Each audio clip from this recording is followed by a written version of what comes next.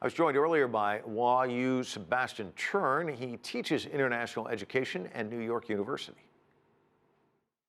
So I think as China has clearly established itself as one of the leading global powers, it knows that it has to actually reach out and educate not only the government officials but also its citizens. And education is one of the most natural and apparent parts of global exchange. And what's the difference with foreign education? Talk to us about the benefits, the value of that. Sure. So I think higher education is oftentimes, is particularly as professors, we see it less about learning or only measuring skills that people learn, but more about a familiarity with different contexts, different industries, and also obviously different countries. So as Chinese students come to the United States, they not only learn concrete skills, but they also learn what a way of interaction, a way of ease and expectations about the United States.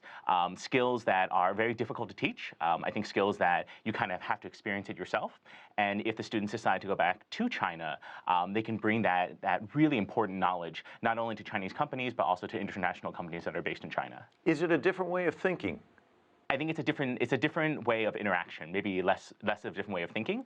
I think oftentimes people like to say that the interaction styles are very different from China or the United States. I think increasingly every single year the types of thought and interactions become more similar, become more global. And it's not an issue of China becoming more like the U.S., but actually the U.S. and China converging on this idea of a global norm of interaction, which is why also not only are there many Chinese students studying in the United States, but also many U.S. students studying abroad in China as well. Yeah, so there's a benefit of both ways. Other countries compete for highly educated professionals. So what sets China apart, do you think? So I think China right now, as one of the largest economic powers in the world, not only is it in the place to send many students to different countries, particularly to the United States, but it can also attract global talent to China. I think about not only the typical industries of finance and economics and business, but also science research, social science research.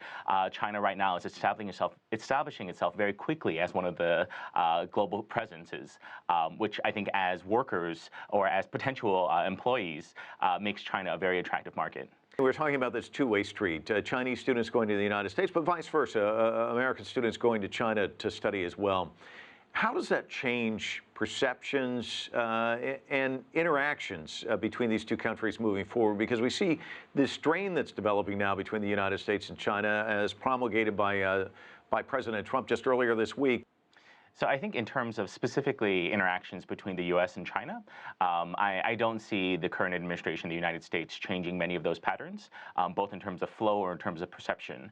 I think that in the United States, students who study abroad in China, it used to be, I think they wanted this very different experience. But now, at least the students that I work with who study abroad in China, who've never really left the United States, they really have this a very, very wise, well-rounded understanding of what China is, with the idea of potentially actually moving there after graduating from undergraduate.